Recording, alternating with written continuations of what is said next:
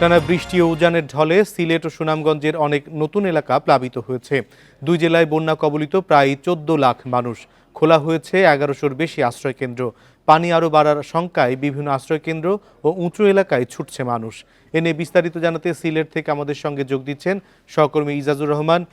ইজাজুর রহমান, যে পরিমাণ বন্যা দেখা দিয়েছে এটি কতদিন স্থায়ী হতে পারে এবং প্রশাসন সাধারণ মানুষের জন্য কী ধরনের ব্যবস্থা নিচ্ছে?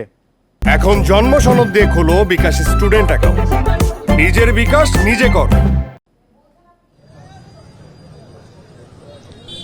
যে পরিমাণ বন্যা দেখা দিয়েছে গত বেশ 4 দিন ধরেই কিন্তু হুট করে, বিশেষ করে গত ফ্লাশ ফ্লাড বলে যেটিকে, ভারতের উজান থেকে যে পরিমাণ বৃষ্টির পানি এবং বাংলাদেশেও বিশেষ করে সিলেট অঞ্চলে যে পরিমাণ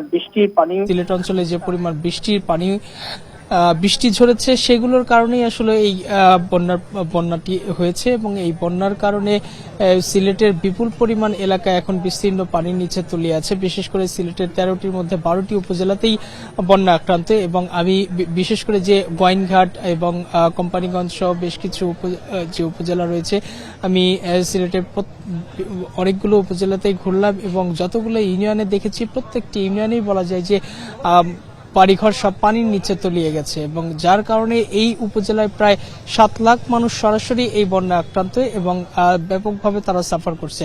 আশ্রয়কেন্দ্র যতগুলো খোলা হয়েছে, 6 শতাধিক আশ্রয়কেন্দ্র, সবাই কিন্তু এখনো আসে নাই। যেহেতু বাড়িঘরে গুরুত্বপূর্ণ জিনিস রয়েছে, সুতরাং সেগুলো ফেলে অনেকে আশ্রয়কেন্দ্রে আসছেন না।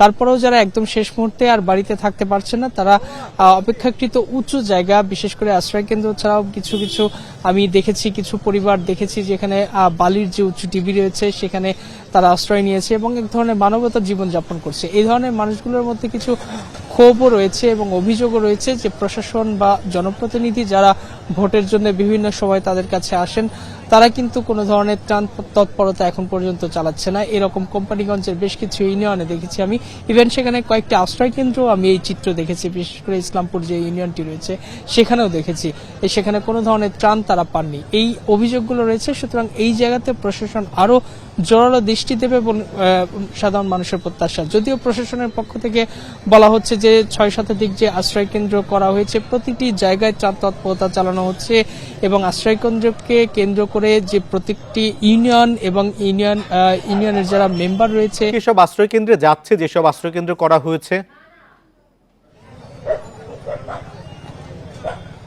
সাধারণ মানুষ যখন আর বাড়িতে থাকতে পারছে না, অর্থাৎ যখন ঘরের চাল ডুবে যাচ্ছে, এরকম সিচুয়েশন যখন চলে আসছে, তখন কিন্তু আর তারা বাড়িতে থাকছেন না। বিশেষ করে নৌকা নিয়ে তারা অপেক্ষাকৃত উঁচু জায়গা, যদিও সেটার খুবই সংখ্যা কম, সেক্ষেত্রে আশ্রয়কেন্দ্রের দিকেই তারা শেষ মুহূর্ত পর্যন্ত ছুটছেন এবং এমনও কিছু পরিবার আমরা দেখেছি নিতান্তই গরিব ফ্যামিলি, যারা সারা বছরের যে ধান চালের যে তাদের যে সংরক্ষণে রাখা হতো সেই সবগুলো চাল ডুবে গেছে, ধান ডুবে গেছে এবং বছরের বাকি সময়টা তারা কিভাবে কাটাবেন সেটা নিয়ে প্রচন্ড সন্দিহান এবং মানবেতর জীবন যাপন করছেন। এইরকম চিত্র আমরা কিন্তু আজ সারাদিন ঘুরে ঘুরে দেখেছি।